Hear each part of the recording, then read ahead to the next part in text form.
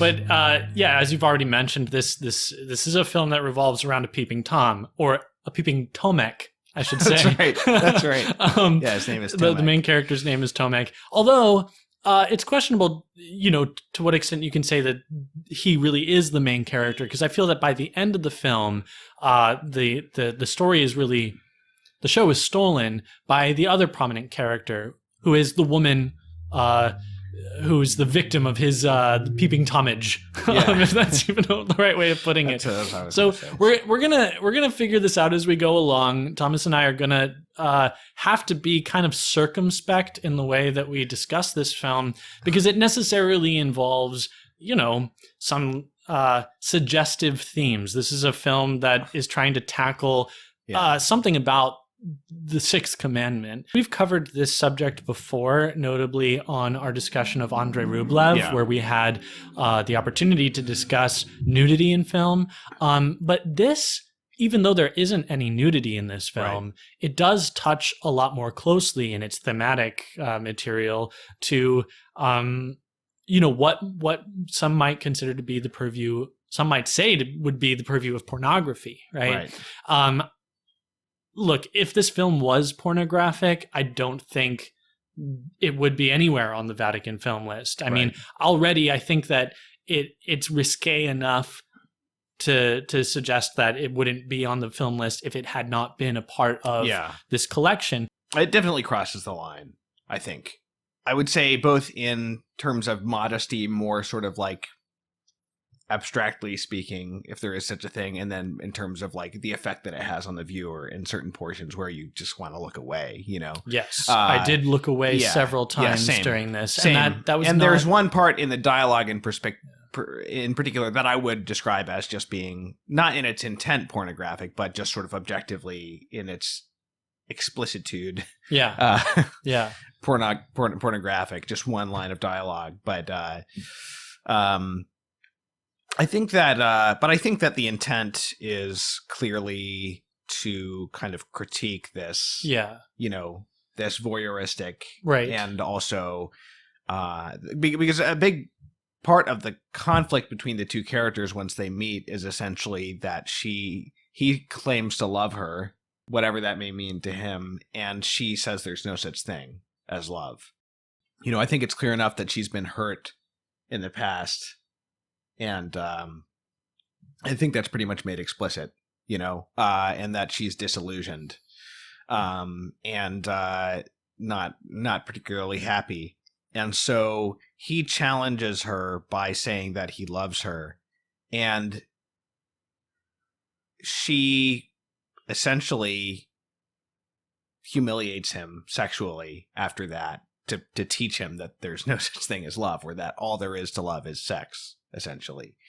And then she feels guilty. She feels remorse. She feels compassion towards him as a result of that. So one of the things, and this was mentioned in the essay in the not liner notes, whatever you call the booklet accompanying the Criterion edition, is that like true love always involves compassion. That seems to be the start of his, maybe something deepening about his sort of wholly voyeuristic relationship to her, is when he sees her crying in her apartment after a fight with a lover. And I think that is a really important part of the film. And then she starts going deeper and growing when she feels guilty, realizing the degree to which she's hurt this young man. Yeah, and so, okay, this leads us to, I think, what is probably the most interesting aspect of this film is that it's sort of symbolic significance. He's shut up in one apartment room. This other woman is shut up in another apartment room. And on the one end, you have this sort of radical act of voyeurism. And then on the other hand, you have this radical kind of exhibitionism, because when she finds out that he's been watching her, she doesn't shut it off. You know, she in fact kind of embraces it. Right. Although she does trick him. Sure. She does set him up and then send her boyfriend over to beat him up. Sure. But she's also a promiscuous person. Right. And so like, this is an element of that. And, Yeah. she kind of exists on the other end of a spectrum that he's Right. on too, you know, and I think that in our day and age, this film predates the you know, epidemic of internet pornography and Right. but I think it kind of anticipates it. When you find yourself in this circumstance of radical isolation, which I think is kind of typical of this modern experience, and it already was, you know, in Poland in the 80s, such that a Polish director is able to comment on it in this, you know, really symbolic way with this film. You know, I think that that's where the gold of this story is, Right. you know, and that was what I was thinking about right from the get-go. You know, maybe not many people are involved in this act of being a peeping Tom, but to the degree that any of us are looking at or lusting at, and it doesn't even have to be explicitly, you know, sexual material. It can just be the kind of voyeurism with which we follow other people's social media, you know, with a kind of like hunger and curiosity. You know, that dynamic is at work. That's at play here in this film. You know? Yeah. Yeah. But we started off talking about you know, like how a film like this ends up on the Vatican film list. So it's clear that it crosses the line at places. It's clear that at several times, you know, we both had to look away watching this film. Mm-hmm. But okay, would you recommend it to somebody? I think probably only in the context of the series as a whole. Yeah. Yeah. You know, if someone was watching the series, I would say, you know, there's parts where you might want to, you would want to look away. Yeah. But I don't know that I would say like definitely don't watch number 6, right? Because I think it's possible to watch it and look away and come out, you know, the other side of it. Yeah. You know, unscathed, right, more or less. Right. Because when we talked about this on the Andrei Rublev episode, you had mentioned that the Catechism has an interesting definition of pornography. Yeah. Can you repeat that here? It basically says like the removal of sexual acts, or maybe the sexual act, I forget, from the private context of marriage, right, to display to a third party, right, and doesn't mention intent to titillate in its definition, which is interesting, right. So I think that it's clear that Kieślowski, for most, if not all of this, does not have the intent to titillate. Right.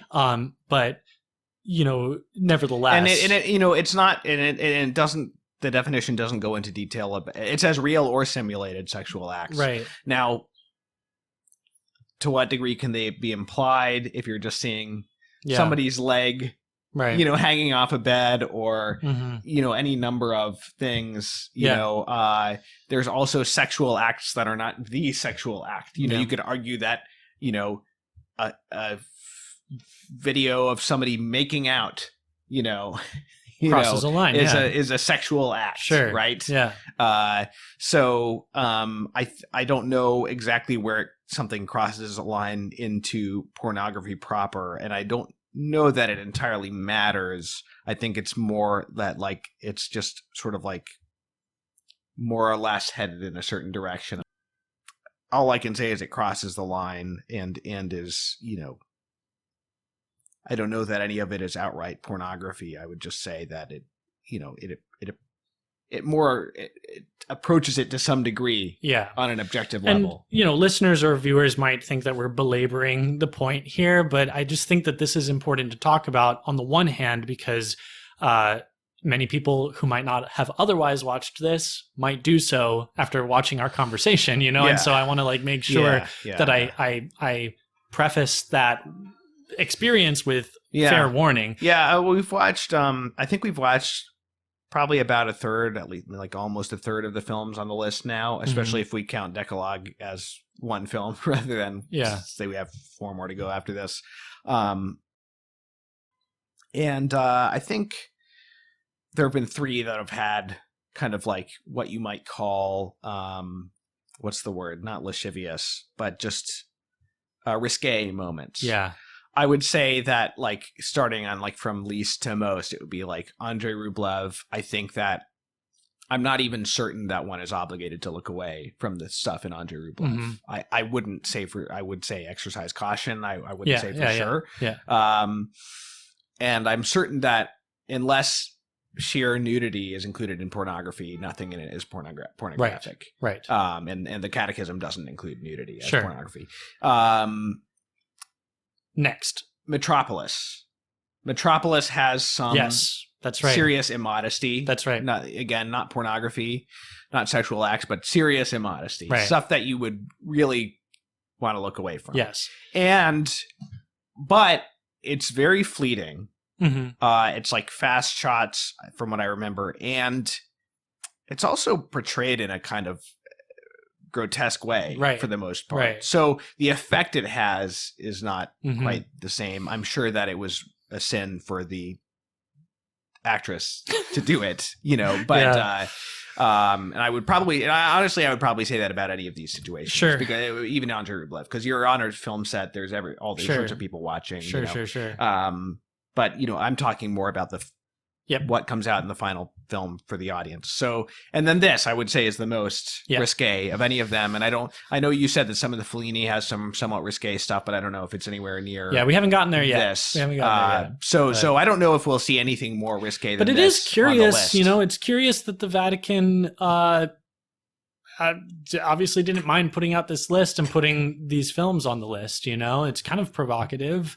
I think it's the context of the overall film, and in this case, of the overall series. Yes, right. So in the same way that there might be plenty of films that are like really solid, but might contain like a scene that is problematic. This is a series of 10 films, right? That is awesome, and this one is like the one that you got to be a little careful. There's maybe with. like 2 that are like a little bit edgy in terms of sexuality. But yeah, the other reason, again, at risk of belaboring the point, is the other reason I want to talk about this is just to talk about this. I think a lot of people, even Catholics, are like too cool for school to have like a really practical conversation about this sort of thing. Well, because I think that, to be honest, what I see when most Catholic art critics, if they discuss something like this, well, not most, but the ones who really wanted to be serious art critics and not just sort of like the ones who tell you what you can watch with your kids or whatever, right. Would possibly just pass over this in silence. Yeah, well, and I think that they would think it was beneath them to mention it as a concern, or that it was too Philistine-ish or something. And that's not a hang-up that we have here. So right. So we're trying to do both really on this podcast, is to be like pretty exacting from a Catholic standard, and also not be stuck in kind of the like low art Catholic rut either. Yeah, because that is exactly what the accusation generally is to this kind of conversation is, you Philistine, like this is a work of art. And it's like, okay, I get it. It's a work of art. But like it also has responsibility, moral responsibility. Right. Like were the church fathers like condemning theater like just being Philistines, or like was there like something bad going on? And that kind of argument is precisely what ends up getting you like stupid nonsense, like that Cuties film that there was the big controversy about on Netflix, because that was the argument that was being made. Like, this is a nuanced, examination, and it's a critique of cultural trends, and like this is an artistic film. Have you watched it even? It's like, no, I don't have to watch it. Not gonna watch it. I know that that's wrong. Thank you very much. Given sufficient information. So, ladies and gentlemen, this is one Catholic film podcast that will not be watching Cuties. I don't know that any of them are. I don't think any of them have. But still.